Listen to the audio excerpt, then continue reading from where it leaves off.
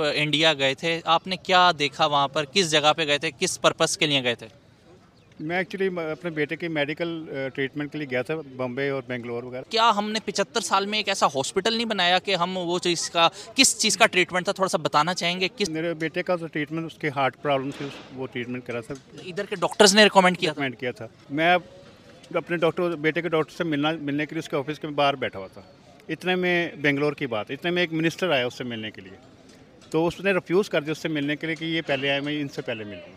हमारे लोग ये हैं कि मिनिस्टर आ जाए हॉस्पिटल ही बंद कर देते हैं। जो आपने अपने बेटे का भारत में ट्रीटमेंट करवाया था, एक्सपीरियंस कैसा रहा आपका? मेरा बहुत अच्छा एक्सपीरियंस रहा उधर जाके। They treat us like a celebrity. और तो ये उनका वो चीज़ है, ये नहीं देखे ये मुसलमान है, ये हिंदू है, ये कुछ है। सिर्फ उन्होंने कहा ये लाहौर से आया, ये मेरा बेटा है। तो एवरी मॉर्निंग जिस दिन हम आ रहे थे, उसने अपने बेटे को, डॉक्टर को भेजा कि जाओ मेरे बेटे को चेक करो, एवरीथिंग ओके भी थी। तो वो आए, चेक किया। मैंने कहा डॉक्टर साहब रहने से इतनी सुबह क्यों आए हैं?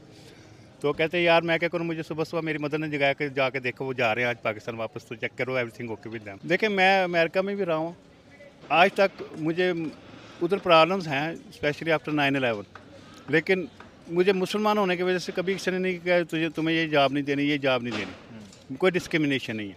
अब इधर पाकिस्तान में आप कोई ऐसा बंदा बताएं कि कोई अप्लाई करे किसी जॉब के लिए, सबसे पहले कहते हैं तुम मुसलमान हो, कादियानी तो नहीं हो, क्रिश्चियन तो नहीं हो, और तो हिंदू तो नहीं हो।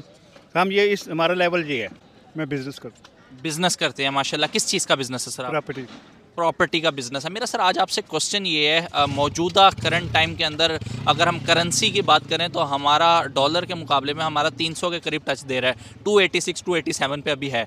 पाकिस्तानी एक्स प्राइम मिनिस्टर हैं नवाज शरीफ साहब, उनकी तरफ से ये स्टेटमेंट आई है अगर कोई लाहे अमल सही नहीं बनाया गया, अगर हालात ऐसे ही चलते रहे तो वो वक्त दूर नहीं है जब पाकिस्तानी करेंसी जो है वो $1 500 के बराबर होगा। किस तरीके से देखते हैं, कितनी हकीकत पसंद स्टेटमेंट दी है नवाज शरीफ साहब ने? I totally agree with him कि 500 का जब होगा, क्योंकि हमारी इकॉनमी ऐसी चलती रही, पॉलिटिकल अनसर्टिनिटी होती रही, तो ये डॉलर 500 तक पहुंच जाएगा। तो बेस्ट ये है कि इस वक्त सारा टेम्परेचर काम डाउन हो, पॉलिटिकल स्टेबिलिटी हो और मैशेज चले आगे। सर अगर इन अनफॉर्चुनेटली अगर अल्लाह ना करे 500 पे चला जाता है, एक आम इंसान की लाइफ कितनी डिस्टर्ब होगी? बहुत डिस्टर्ब होगी। फर्स्ट ऑफ ऑल हमारा पेट्रोल जो है वो 500 लीटर का हो जाएगा, ठीक है। और उसके बाद जो हमारी इंपोर्ट्स हैं वो ऑलमोस्ट डबल ट्रिपल हो जाएंगी। हम हर चीज़ तो बाहर से मंगाते हैं, चाय, ऑयल, हर चीज़ इम्पोर्टेड हमारी, मतलब वो है हर चीज़ इम्पोर्ट है। इम्पोर्टेड है। तो वो हम गरीब आदमी बिल्कुल पिस जाएगा। सर क्या वजह लगती है कि एक टाइम था पाकिस्तान कहा करता था ये चीज़ टके की भी नहीं है, आज टका कहाँ पर है? इंडियन करेंसी की अगर बात करूँ, हर चीज़ में हम भारत से मुकाबला करते हैं, भारत हमारा रिवाइवल है, हमारा पूरा मीडिया दिखा रहा है कि भारत हमारा दुश्मन मुल्क है। हम अच्छी चीज़ों में भारत के साथ क्यों नहीं कंपेरिजन करते कि वो उनकी करेंसी अगर इतनी है तो हम भी इस पर काम कर लें? इकॉनमी अगर उनकी बहुत बड़ी है तो हम भी अपनी इकॉनमी में काम कर लें। हम हमेशा उन इंडियंस हो, हमारे दुश्मन है हर चीज़ है, या बांग्लादेशी हो या अफगानी हो, इनमें और हमें एक बेसिक डिफरेंस है। ये सारे पेट्रोट हैं, हम पेट्रोट नहीं है। हम हर वक्त कोई ना दूसरे की टांग खींचने और अपने मुल्क के ख़िलाफ़ ही काम कर रहे होते हैं। हमारे ऐसे लोग हैं जिनको 4 पैसे दें वो पाकिस्तान के ख़िलाफ़ हो जाते हैं।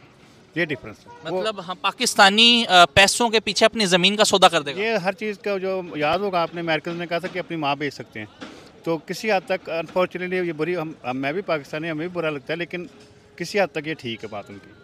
मुझे ये बताएं, मौजूदा करंट टाइम में भारत कितना आगे निकल गया हमसे? भारत की इकानमी बहुत ज़्यादा बड़ी है यार, हमारे से 10-12 गुना ज़्यादा है। हम $1 बिलियन की तरस रहे हैं, उनकी $643 बिलियन का डिपॉजिट है उनके पास। उनकी एक कंपनी है, एक बंदा है उनका अंबानी, उसके पास पर्सनल फॉर्चून में $150 बिलियन का है। तो we stand nothing nowhere against India. फिर ट्रेड क्यों नहीं कर लेते, दोस्त क्यों नहीं बना लेते अपने आप को? हम लोग, आप इंडिया को चीज़ भेजेंगे, सबसे पहले आप पे लेबल लग जाएगा आप गद्दार हैं, ठीक है? कौन लगाएगा? ये हमारे लोग ही जो भेज नहीं सकते, जो काम नहीं कर सकते। और 100 रुपए किलो प्याज ले लेंगे, वहाँ पे 100 रुपए में 5 किलो प्याज आ रही है, उस तरह नहीं लेंगे। यार मैं इंडिया गया था तो मैंने जो डिफरेंस नोट किया है वो ये है कि पाकिस्तान और इंडियंस लोग ना, पाकिस्तान ने, हम उनके मुकाबले में ज़्यादा ग्रीडी हैं, लालच हम में बहुत ज़्यादा है, तो इस वजह से वो हमसे आगे, वो लालच नहीं करते। सर आपका इंडिया कब विजिट हुआ था? मेरा तकरीबन 10 के साल पहले हुआ था। 10 साल पहले? सॉरी। हाँ हाँ, प्लीज़ प्लीज़ प्लीज़ प्लीज़। अच्छा, 10 साल पहले जो है वो आप इंडिया गए थे, आपने क्या देखा वहाँ पर, किस जगह पे गए थे, किस पर्पस के लिए गए थे? मैं एक्चुअली अपने बेटे की मेडिकल ट्रीटमेंट के लिए गया था, बम्बई और बेंगलोर वगैरह। तो आई स्टेड देयर 1 मंथ। तो वो अब अपने हॉस्पिटल्स का देख लें साहब, इंडिया में भी ऐसी प्रॉब्लम्स हैं, लेकिन वो हमसे उनकी ट्रीटमेंट वगैरह हमसे बहुत अच्छी है। सर देखिए, मैं आज तक वैसे टू बी वेरी ऑनेस्ट मुझे बड़ी खुशी हुई आपसे मुलाकात करके। मैं आज तक सुनता आ रहा था कि भारत का जो फार्मेसी है वो फार्मेसी ऑफ द वर्ल्ड के नाम से जाना जाता है। पूरी दुनिया में अद्वियात की सप्लाई जो है वो भारत सबसे ज़्यादा कर रहा है, और अक्सर मुझे लोग कहते थे कि यहाँ से लोग भारत जाते हैं ट्रीटमेंट के लिए। तो सर क्या हमने 75 साल में एक ऐसा हॉस्पिटल नहीं बनाया कि हम वो चीज़ का, किस चीज़ का ट्रीटमेंट था, थोड़ा सा बताना चाहेंगे किस चीज़ का ट्रीटमेंट आपने उधर जाके करवाया? उसका जो मेरे बेटे का तो ट्रीटमेंट, उसके हार्ट प्रॉब्लम से वो ट्रीटमेंट करा था, इधर के डॉक्टर्स ने रिकमेंड किया था? रिकमेंड किया था।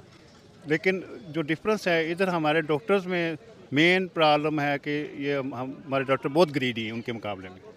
अनफॉर्चुनेटली मेरा बेटा भी डॉक्टर है, बेटी भी डॉक्टर है, लेकिन मैंने ये नोट किया कि अब इन्होंने एक सब्जेक्ट पढ़ाना शुरू किया बिहेवियरल साइंस का हमारे डॉक्टर्स को, इस वजह से कि इनका लोगों से बिहेवियर सही हो। हमारे डॉक्टर, मैं आपको छोटी सी मिसाल देता हूँ प्लीज़। मैं अपने डॉक्टर, बेटे के डॉक्टर से मिलने के लिए उसके ऑफिस के बाहर बैठा हुआ था। इतने में बेंगलोर की बात, इतने में एक मिनिस्टर आया उससे मिलने के लिए, तो उसने रिफ्यूज़ कर दिया उससे मिलने के लिए कि ये पहले आए, मैं इनसे पहले मिलूँगा। हमारे लोग ये हैं कि मिनिस्टर आ जाए हॉस्पिटल ही बंद कर देते हैं। ये भी डिफरेंस है उन लोगों में, उनमें, कि उसने मुझे प्रेफर किया, अपने मिनिस्टर को नहीं प्रेफर, उससे कह यू शुड वेट। तो ये डिफरेंस है। तो सर आपका एक दफ़ा ही जाना हुआ है या उसके बाद भी आपका? नहीं, मेरा एक दफ़ा ही जाना हुआ है, उसके बाद नहीं मुझे ज़रूरत पड़ी। वैसे मैं बाहर भी दूसरे कंट्रीज में फिरा हुआ, सारी ऑलमोस्ट ऑल वर्ल्ड फिरा हुआ। ओवरऑल वैसे बिहेवियर अगर देखा जाए तो ज़मीन आसमान का फ़र्क आप कह रहे हैं इंडियन और पाकिस्तान के? बिहेवियर उनका बिहेवियर, वो डिफरेंट रिलीजन है, हर चीज़, हमारा इस्लाम हमें हर चीज़ बताता है कि ये ना करो ये, लेकिन हम लोग हर काम वो करते हैं। मस्जिद की पहली लाइन में खड़े होते हैं, लेकिन बाहर आके वैसे झूठ बोल रहे हैं, वैसे मिलावट कर रहे हैं। किसी से सौदा लेने जाए वो देखते साथ ही आपको उसके जहन में ये आता है, इसको धोखा कैसे दूँ, इसको चक्कर कैसे दूँ। Last but not the least, and पे मैं आपको, आपने चूँकि बात की तो बताता चलूँ, कल पाकिस्तानी सेनेट में मिनॉरिटी से ताल्लुक़ रखने वाले एक दिनेश कुमार, जो हिंदू मज़हब से जिनका ताल्लुक़ है, उन्होंने खड़े होकर ये बात कही है कि मुझे पाकिस्तान में ये तो बार बार कहा जाता है कलमा पढ़ लो, मुसलमान हो जाओ, तो क्या मैं मुसलमान होकर इनकी तरह हो जाऊँ कि जो ज़मीर फ़रोश हैं, जो ज़ख़ीरा अंदोज़ी कर रहे हैं, और रमज़ान जैसे माह में मतलब जो है महंगाई के सरूज पे पहुँची? वो बिल्कुल सही कह रहा है, जो हमारे हालात हैं वो उसके हिसाब से तो बिल्कुल ठीक कह रहा है। वैसे भी हमारे रसूल नबी अकरम सल्लल्लाहु अलैहि वसल्लम ने हमेशा मिनॉरिटीज़ की रिस्पेक्ट की है। इवन यहूदियों के कूड़ा तक भी उठाते रहे हैं, जो अपने उनकी गली में एक यहूदी रहते थे, वो हमारे लिए एग्जाम्पल है। लेकिन हाँ, हम लोग हर बंदे को कलमा पढ़ाते हैं, लेकिन ये नहीं कहते कि ख़ुद भी कलमा पढ़ना चाहिए हम लोगों को। आप 90% जो लोग दूसरों को कहते हैं ये गैर मुस्लिम है, इसका ये है, लेकिन उनका अपना माल देखें तो उनकी हर चीज़ आपको दुनिया के हिसाब से गलत नजर आएगी। सर इमाम जाफ़र सादिक है, उनका फरमान ये है कि अपनी ज़ुबान का इस्तेमाल किए बगैर अपने मज़हब का दुनिया को बताओ, लोगों को बताओ। ये अमल से ही मतलब वो कहना चाहे ना कि अपने अमल से बताओ, तो हमारा अमल कहाँ पे स्टैंड करता है? अमल स्टैंड ये करता है कि हम लोग इस्लाम पे, वो दुनिया में किसी जगह भी कोई इस्लाम का मसला हो, हम आगे चले जाते। फ़लस्तीन हो, चेचनिया हो, इवन बोस्निया हो, इंडिया हो, अफ़गानिस्तान हो, लेकिन जब इस्लाम अपने पे अप्लाई करने का टाइम आता है हम सबसे पीछे हैं, हम अपने ऊपर अप्लाई नहीं करते इस्लाम। आज भी हमारा मीडिया जो है वो ये चीज़ दिखाता है कि भारत का मुसलमान बड़ा तंगदस्त है, बड़ी परेशान ज़िंदगी गुजार रहा है, वहाँ पे उसकी लाइफ को ख़तरा है। लेकिन रमज़ान में मैं देख के हैरान हो गया कि जो उनकी गवर्नमेंट है उनकी तरफ से बाकायदा 50% तक जो है वो ऑफ़ लगाया गया मुसलमानों के लिए जो इंडियन मुस्लिम्स हैं, जबकि यहाँ पर 3 गुना प्राइसेस महंगी हो गई। आप आजकल चले जाएँ यूके, यहूदियों के स्टोर पे, सुपर मार्केट में आपको नज़र आएगा कि ड्यू टू रमज़ान 50% ऑफ यहूदियों के स्टोर्स पे। तो पाकिस्तानी को आप इस लिबर्टी में मुझे बताएं कहाँ लिखा हुआ कि रमज़ान की वजह से 50% ऑफ कर रहे हैं? यहाँ पे तो अब इस महीने की अगर बात कहूँ तो फ्री आटा लेने के लिए 22 लोग अब तक जान से जा चुके हैं। देखिए वो उसमें गवर्नमेंट का कसूर नहीं है, इसमें यह है कि लोग हमारे, छोटी सी बात हो, हमें बैंक चले जाएँ, लाइन लगाने का कोई रवाज नहीं है, तो वो हमारी अपनी वो है। उसमें ज़्यादा लोग मैंने नोट किया कि वो हार्ट के पेशेंट थे, उनको हार्ट अटैक हो गया, वो किसी सिचुएशन में भी हो सकता है। आपको नहीं लगता बिजली का बिल हर घर में चला जाता है, चाहे अमीर हो या गरीब, आटे की बोरी क्यों नहीं पहुंचाई जा सकती इस तरह? देखिए ऐसे तो हम बकारी मुल्क बन जाएंगे, हर घर में आटा देना चाहिए। हमारा तो वज़ीर आज़म भी ये कहता है कि बेगर्स आर नॉट चूजर्स, और मदद करो, हम तो मदद ले रहे हैं। देखिए इस्लाम भी हमें मना करता है मांगने से, ठीक है, जब तक जेन्युइन रीज़न ना हो तो हमें ज़कात भी नहीं लेनी चाहिए किसी की। आपको पता है कि हम नहीं लेते। हम अमल करते हैं इस बात पे? हाँ बिल्कुल, आम लोग, इनको पता नहीं कॉन्सेप्ट का, बेसिक कॉन्सेप्ट का पता नहीं। किसी ने 2 चौथी जमात में दीनियत की किताब पढ़ी उसका नॉलेज ही उस इस्लाम का नॉलेज उधर तक है। उसने ना दुनिया देखी है, ना फ़िक़्ह पढ़ा है, ना सुन्नत की किताबें पढ़ी हैं, ना उसने कुछ भी नहीं हमारे लोगों ने किया। उसको बस ये पता कि ये काफिर है, ये मुसलमान है, ये इसको मार दो, इसको जला दो। सर इंसानियत ह्यूमैनिटी की बात क्यों नहीं करते हम? हमेशा काफिर, मुसलमान, हिंदू, ईसाई, क्रिश्चियन, इससे बाहर निकल के इंसान की बात क्यों नहीं करते? देखिए मैं अमेरिका में भी रहा हूँ, आज तक मुझे उधर प्रॉब्लम्स हैं स्पेशली आफ्टर 9/11, लेकिन मुझे मुसलमान होने की वजह से कभी किसी ने नहीं कहा तुम्हें ये जॉब नहीं देनी, ये जॉब नहीं देनी, कोई डिस्क्रिमिनेशन नहीं है। अब इधर पाकिस्तान में आप कोई ऐसा बंदा बताएं कि कोई अप्लाई करे किसी जॉब के लिए, सबसे पहले कहते हैं तुम मुसलमान हो, कादियानी तो नहीं हो, क्रिश्चियन तो नहीं हो, और तो हिंदू तो नहीं हो। हम ये इस हमारा लेवल ये है, उनका लेवल खा रहा होगा, कोई पी रहा होगा तो उसके साथ वो चीज़ भी शेयर नहीं करते। अब मेरा बेटा डॉक्टर है अमेरिका में, ठीक है, वो रोज़ा रखता है तो सारा ऑफिस उसको सपोर्ट करता है इस मामले में। कोई इवन उसमें जूश भी काम करते हैं, हिंदू भी हैं, क्रिश्चियंस भी हैं, लेकिन किसी ने उसको हार्ड काम नहीं देना। सब ने कहना you are fasting, you should take rest. मतलब इतना ख्याल रखते हैं उसका। लंच टाइम में उसका सारे लंच इकट्ठे करते हैं, लेकिन उसका लंच वो मंगवा के पैक करके रख देते हैं कि you should eat after fasting. अच्छा, जो आपने अपने बेटे का भारत में ट्रीटमेंट करवाया था, एक्सपीरियंस कैसा रहा आपका? मेरा बहुत अच्छा एक्सपीरियंस रहा उधर जाके। They treat us like a celebrity. और एक उसका और भी रीज़न था, डॉक्टर साहब जो ऑपरेशन कर रहे हैं, डॉक्टर शर्मा, बड़े वर्ल्ड वाइड लेवल पे बहुत मशहूर है। उसकी जो मदर हैं वो she is from Lahore originally, right. तो वो रोज़ाना फ़ोन करके पूछती थी कि बेटा मेरा कैसा है, एवरीथिंग मेरे बेटे के लिए ना, कि just because we are from Lahore. तो ये उनका वो चीज़ है, ये नहीं देखे ये मुसलमान है, ये हिंदू है, ये कुछ है, सिर्फ उन्होंने कहा ये लाहौर से आया, ये मेरा बेटा है। तो एवरी मॉर्निंग जिस दिन हम आ रहे थे, उसने अपने बेटे को डॉक्टर को भेजा कि जाओ मेरे बेटे को चेक करो, एवरीथिंग ओके भी थी। तो वो आए, चेक किया। मैंने कहा डॉक्टर साहब रहने से इतनी सुबह क्यों आए? तो कहते यार मैं क्या करूँ, मुझे सुबह सुबह मेरी मदर ने जगाया कि जाके देखो वो जा रहे हैं आज पाकिस्तान वापस, तो चेक करो एवरीथिंग ओके विद देम।